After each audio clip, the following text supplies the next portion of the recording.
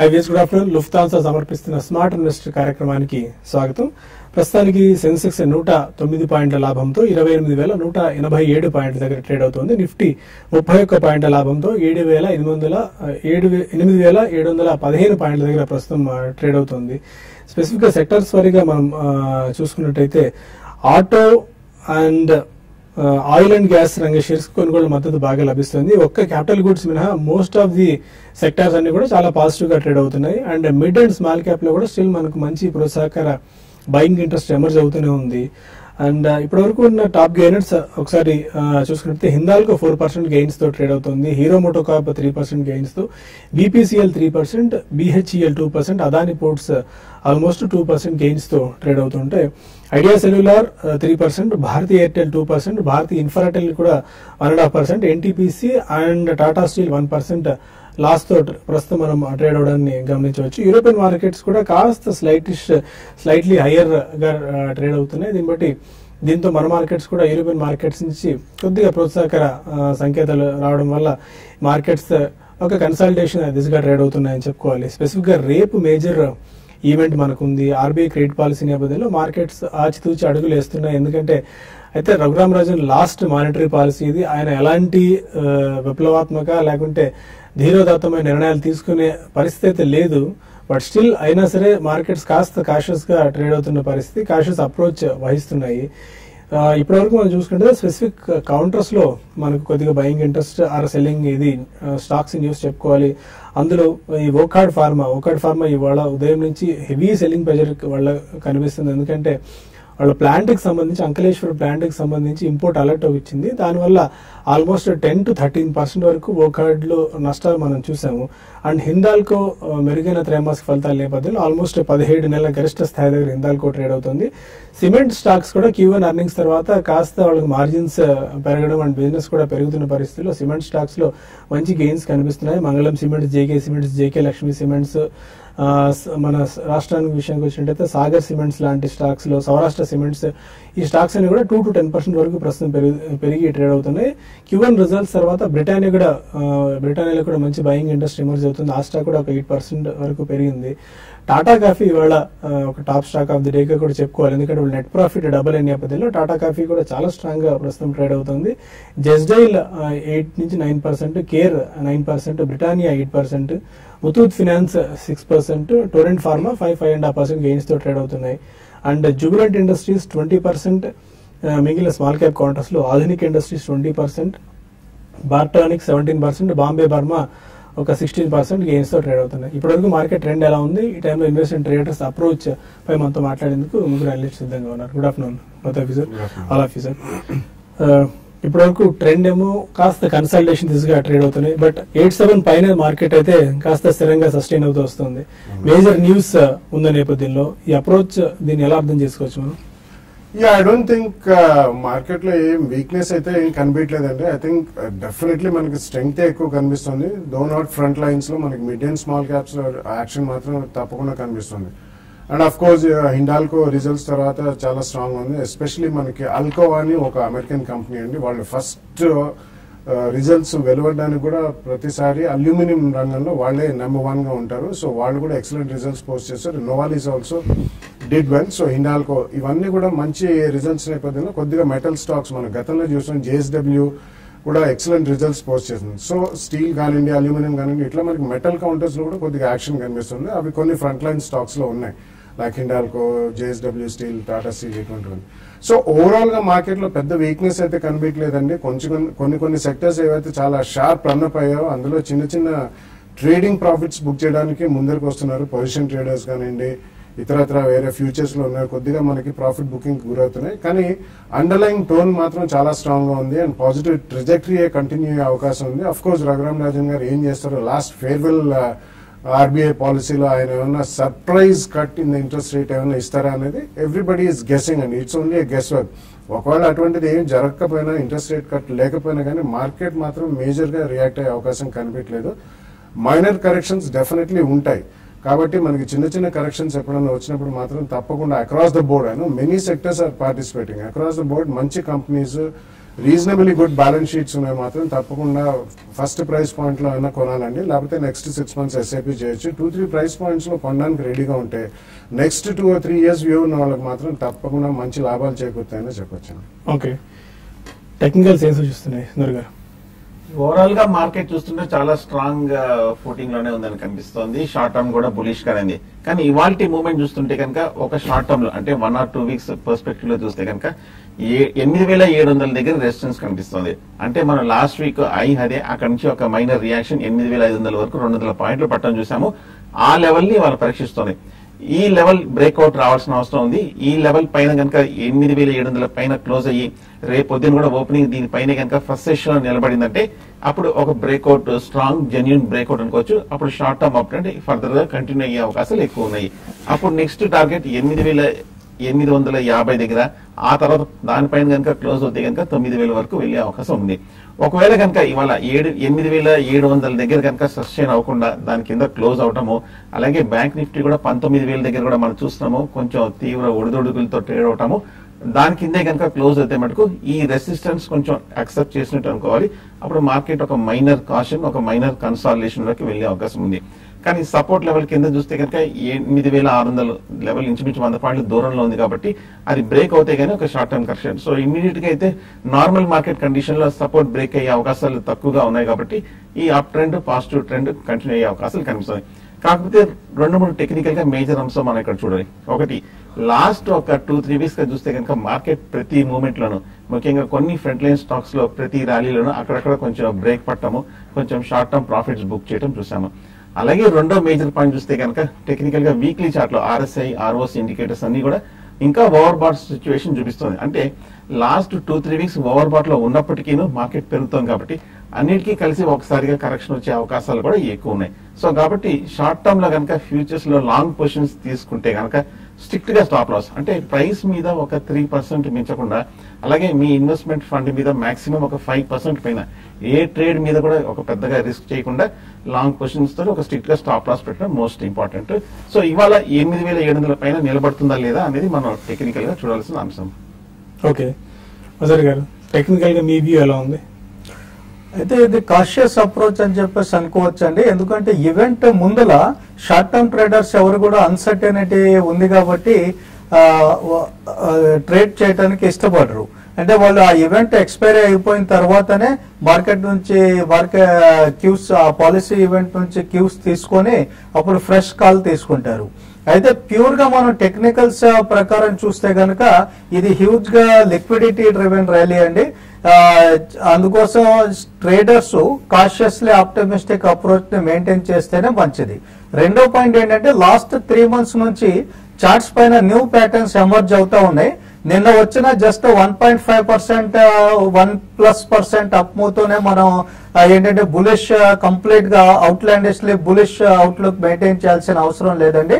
ఎందుకంటే ఇక్కడ 8,750 దగ్గర మనకు క్రిటికల్ రెసిస్టెన్స్ లెవెల్స్ ఉంటున్నాయి.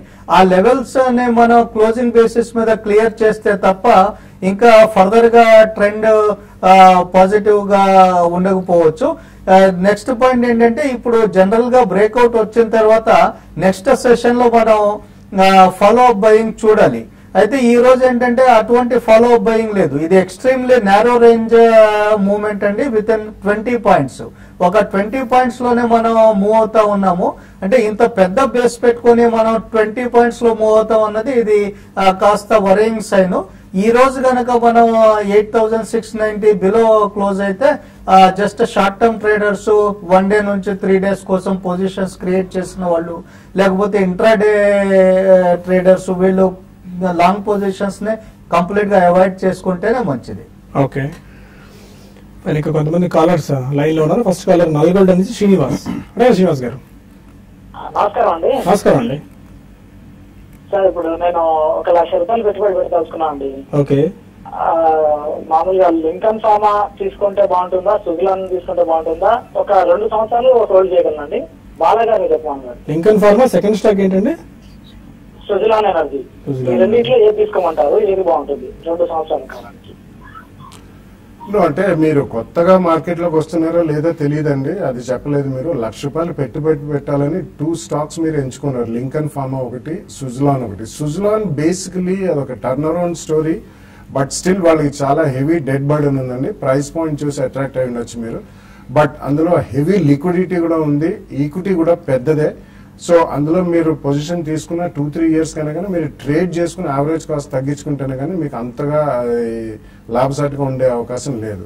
సెకండ్లీ, లింకన్ అనేది it's a very micro cap pharmaceutical company అండి. అండ్ లాస్ట్ ఇయర్ అది చాలా ఆల్మోస్ట్ అబౌట్ 250 జోన్ దాకా వెళ్ళి అక్కడి నుంచి రియాక్షన్ అయింది. స్ట్రాంగ్ గా మేబీ అరౌండ్ 140-150 లెవెల్లో కన్సాలిడేట్ అయ్యి కొద్దిగా అక్కడ స్థిమితంగా ఉంది. బట్ ఇవన్నీ మైక్రో క్యాప్ కాబట్టి చిన్న చిన్న రెగ్యులేటరీ ప్రాబ్లమ్స్ లాస్ట్ ఇయర్ ఒకటి చిన్నది వచ్చింది. టాంజానియాలో వాళ్ళ ఒక పర్టికులర్ డ్రగ్ రాగానే భారీగా ఇది అమ్మకాలు జరిపారు, భారీగా క్షీణించడం కూడా చూసాం. సో ఈ రిస్క్ చాలా హైగా ఉంటుందండి ఈ స్టాక్ లో కూడా. కాబట్టి మీరు చాలా జాగ్రత్తగా ఆచితూచి గమనించి మీరు ఇన్వెస్ట్మెంట్ చేయాలి. ఆల్రెడీ మీకు అవగాహన ఉంటే ఫ్రంట్ లైన్స్ కే వెళ్ళండి. Private sector banks, non banking financial services companies, ఇటువంటి automobile ancillaries and auto stocks ఇటువంటి డిక్లైన్స్ లో కొనండి. ఇమీడియట్లీ కాదు, డిక్లైన్స్ లో కొంటే లాభసాటిగా ఉంటుంది. కర్నూలు నుంచి వరప్రసాద్ మరకాలు. అదే వరప్రసాద్ గారు. Sir good afternoon sir. Good afternoon అండి. సార్ మేము ఒక 4 months బ్యాక్ మోర్తన్ ల్యాబ్స్ ₹30 తీసుకున్నాం సార్. ఓకే. ₹2,00,000 తీసుకున్నాము. కొంచెం ఇప్పుడు లాస్ లో ఉంది, ఎగ్జిట్ కమంటారా హోల్డ్ చేసుకోమంటారా? మోరపన్ ల్యాబ్స్ కూడా చాలా మంది ఇన్వెస్టర్స్ ట్రేడర్స్ కానీ వాళ్ళు ఇరుక్కుపోయిన స్టాక్ అది. టెక్నికల్ గా చూస్తే కనుక లాస్ట్ 2 years గా మనం ₹5 నుంచి ₹40 వరకు పెరిగి, అలాగే మొన్న జనవరిలో ₹42 నుంచి ₹23 వరకు పట్టం చూసాము. ఈ ర్యాలీలో పెద్ద ఏమి పార్టిసిపేట్ చేయలేదు. ఇన్ఫాక్ట్ అండర్ పెర్ఫార్మ్ చేసిన స్టాక్ టెక్నికల్ గా ఇంకా వీక్ అనేది. కాకపోతే కొంచెం ఊరట టెక్నికల్ గా ఈ లెవెల్లో 22-23 దగ్గర ఈ రేట్ లో కరెంట్ రేట్ లో కొంచెం సపోర్ట్ ఉంది. కాబట్టి మార్కెట్ ఏమైనా ఫర్దర్ గా ర్యాలీ వస్తే కనుక ఒక స్వల్ప రికవరీ వచ్చే అవకాశం ఉంది. కానీ అలాగే టెక్నికల్ హైయర్ రేట్ లో 28-30 దగ్గర చాలా స్ట్రాంగ్ రెసిస్టెన్స్ కూడా మీరు కొన్న రేట్ లో ఉంది. కాబట్టి ఏమైనా కొంచెం స్వల్ప ర్యాలీలు వస్తే కనుక ఎగ్జిట్ అయిపోవడం మంచిది. ఓకే, ఇక మరిన్ని కాల్స్ అండ్ ఈమెయిల్స్ తీసుకునే ముందు లుఫ్తాన్సా సమర్పిస్తున్న స్మార్ట్ ఇన్వెస్టర్ లో ఒక చిన్న బ్రేక్ తీసుకుందాం.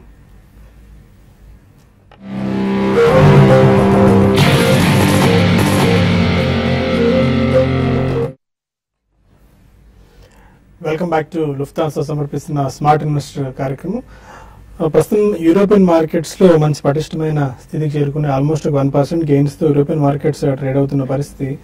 దానివల్ల బట్ స్టిల్ మన మార్కెట్స్ మాత్రం అదే దూరంలో ట్రేడ్ అవుతున్నాయి. 8706 దగ్గర నిఫ్టీ ట్రేడ్ అవుతుంటే 28,156 పాయింట్స్ దగ్గర సెన్సెక్స్ ట్రేడ్ అవుతుంది. మన కాలర్ అనంతపురం నుంచి చరణ్ ఉన్నారు. అడగండి Charan. Good afternoon sir. Good afternoon అండి.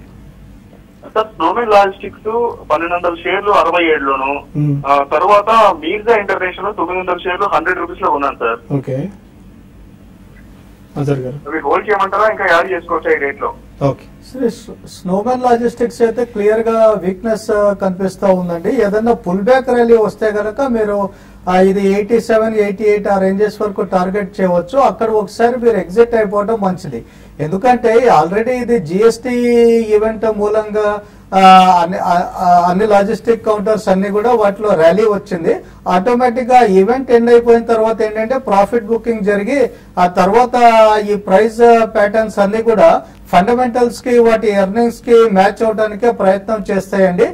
ఇమీడియట్ గా కూడా మనకి జిఎస్టీ గురించి అప్పుడే ఇమీడియట్ షార్ట్ టర్మ్ లో బెనిఫిట్ ఏం లేదు. కాబట్టి అన్లెస్ మీరు 2 years అటువంటి అవుట్లుక్ ఉంటే తప్ప ఈ కౌంటర్ లో మీరు ఇన్వెస్ట్మెంట్ ని కంటిన్యూ చేయమాకండి. పుల్ బ్యాక్ ర్యాలీని ఉపయోగించుకొని ఎగ్జిట్ అయిపోతేనే మంచిది. అదే విధంగా రెండోది మీరు మీర్జా ఇంటర్నేషనల్ లో ప్రస్తుతానికి మంచి సపోర్ట్ లెవెల్స్ దగ్గర ఉందండి. ఇక్కడ నుంచి ఒక పుల్ బ్యాక్ ర్యాలీ రావడానికి అవకాశం ఉంది. ఇది 88 రూపీస్ బిలో క్లోజ్ అయితే గనక మీరు ఎగ్జిట్ అయిపోండి. 88 పైన సస్టైన్ అయినంత సేపు మనం ఒక పుల్ బ్యాక్ ని చూడొచ్చు. ఓవరాల్ గా ఏంటంటే ఈ పుల్ బ్యాక్ లో 95 రూపీస్ నుంచి 98 రూపీస్ వరకు టార్గెట్ చేయవచ్చు. అయితే Mirza international long term trend ఇంకా డౌన్ గానే ఉందండి. 200 days మూవింగ్ యావరేజెస్ కి బిలోగా ట్రేడ్ అవుతా ఉంది. కాబట్టి ఇంకా ఫర్దర్ అప్ సైడ్స్ మనం ఇప్పుడే ఎక్స్పెక్ట్ చేయలేమండి, అన్లెస్ ఇది 100 రూపీస్ పైన క్లోజ్ అయితే తప్ప. ఈ లెవెల్ నుంచి వచ్చే పుల్ బ్యాక్ కి లాజికల్ టార్గెట్స్ 95 నుంచి 98 జోన్ లో ఉండడానికి అవకాశాలు ఉన్నాయి. చెన్నై నుంచి జీవా కాలర్. Hello sir. అడగండి జీ. హలో సార్, నాకు బిహెచ్ఈఎల్ 140 దగ్గర తీసుకున్నాను సార్. బిహెచ్ఈఎల్ ఓకే, అది షార్ట్ టర్మ్ కోసం 1 year కోసం తీసుకున్నాను. నాకు ఒకసారి బాలాగారు చెప్పమని చెప్పండి సార్.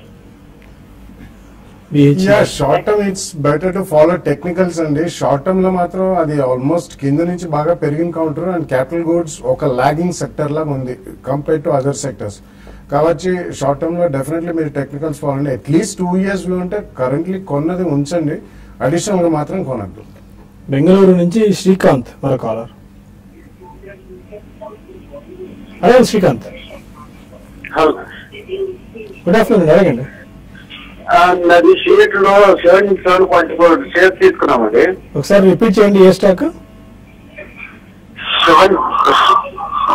స్టాక్ ఏంటండి? సిఎట్ అండి. సిఎట్. ఓకే, కాల్ టెక్నికల్ ప్రాబ్లం ఏదో ఉన్నట్టుంది, మరో కాల్ తీసుకుందాం. హలో, నమస్తే అండి. నమస్కారం అండి. నమస్తే అండి, నా పేరు రామకృష్ణ అండి. అడగండి రామకృష్ణ గారు. డీలింక్ ఇండియా నా దగ్గర 120 దగ్గర కొన్నానండి నేను. Okay, 700 shares.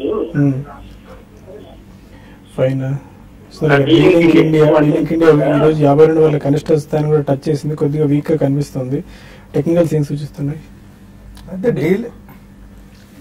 డీలింగ్ చూస్తే కనుక బాగా వీక్ గానే ఉందండి. మనం గత ఏడాది చూస్తే కనుక 2014, 2015 లో 25 రూపాయల నుంచి 250 రూపాయల వరకు 10 రెట్లు పెరగడం చూసాము.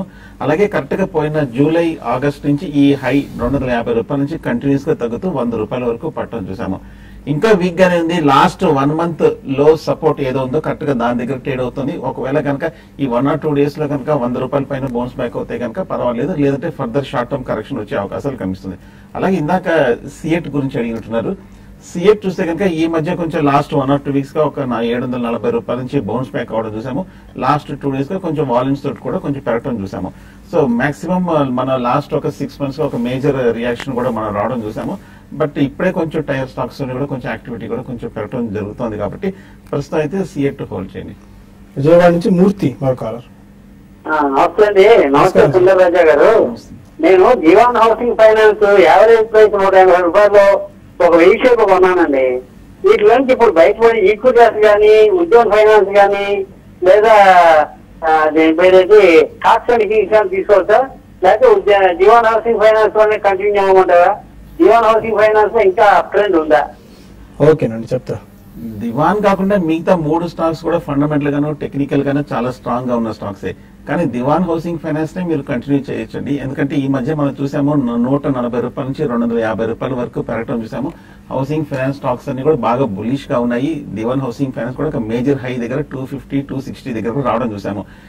ఏ మాత్రం కనుక సెక్టారల్ గా ఫర్దర్ కనుక పాజిటివ్ న్యూస్ వచ్చిందంటే కనుక ఇంకా ఒక నెక్స్ట్ 6 months to 1 year కూడా మంచి రిటర్న్స్ కూడా వచ్చే అవకాశం ఉంది. కాకపోతే టెక్నికల్ గా 270 దగ్గర మనం చూస్తే కనుక గత ఏడాది మేజర్ రెసిస్టెన్స్ 2-3 మేజర్ టాప్స్ ఏర్పడింది. అక్కడ కొంచెం సెల్లింగ్ ప్రెషర్ కానీ కన్సాలిడేషన్ కానీ వచ్చే అవకాశం ఉంది. ఈ కన్సాలిడేషన్ అంతా కనుక 260, 270 కూడా బ్రేక్ అయిందంటే ఫర్దర్ గా పెరిగే అవకాశం ఉంది. హోల్డ్ చేయొచ్చు, కంటిన్యూ చేయొచ్చు. ఓకే, ప్రస్తుతం మెయిల్స్ తీసుకోవట్లేదండి ఈ రోజుకి, అంటే న్యూస్ లో తీసుకోవట్లేదు. మీరు 2 నుంచి టీవీ5 మనీలో స్ట్రీమింగ్ చూడొచ్చు. మీరు లైవ్ అక్కడ కూడా కంటిన్యూ అవుతుంది. అక్కడ మీరు పంపించిన మెయిల్స్ అన్నిటికీ సమాధానాలు తెలుసుకున్న ప్రయత్నం చేద్దాం. అక్కడ ఫోన్ కాల్స్ ప్రస్తుతం మనం తీసుకోవట్లేదు, జస్ట్ మెయిల్స్ తీసుకుంటున్నాం. అందుకని మెయిల్స్ పంపించిన వాళ్ళంతా టీవీ5 మనీకి ట్యూన్ ఇన్ అవ్వండి. ప్రోగ్రామ్ తర్వాత కాకినాడ నుంచి మరో కాలర్ మూర్తి ఉన్నారు. అడగండి మూర్తి గారు. Good afternoon sir. Good afternoon. Sir, Andhra bank వచ్చి 65 లో హోల్డ్ చేస్తున్నానండి, 2000 షేర్స్. ఓకే, అది హోల్డ్ చేయమంటారా, లేకపోతే ఎగ్జిట్ అయ్యి వేరే స్టాక్ లోకి షిఫ్ట్ అవ్వమంటారా? నెక్స్ట్ సార్, యూట్యూబ్ లో మీరు ఇప్పుడు కంటిన్యూ అవుతుంది అన్నారు కదండి, ఆ టైంలో ఇదే నెంబర్ కంటే కాల్ చేసి మాట్లాడి ఫెసిలిటీ ఉందా లేదండి? ప్రస్తుతానికి ఇప్పుడు కాల్ లేదండి. ఇప్పుడు అంటే ఈ ప్రోగ్రామ్ కి రెగ్యులర్ గా ఆన్ అండ్ ఆఫ్ మనం చెప్తూ ఉంటాము. ఎప్పుడు మీరు ఫోన్ తీసుకోవచ్చు, లేదంటే మీరు ఈమెయిల్ సందేహాలు పంపించినా కూడా వాటికి సమాధానం మనం చెప్పే ప్రయత్నం చేద్దాం. బట్ ఇప్పుడైతే ఈమెయిల్ ఫెసిలిటీ ఉందండి. ఈ బులెటిన్ ఈ రోజు ఈ షోకి ఆంధ్ర బ్యాంక్ 65 రూపీస్ లో తీసుకున్నారు.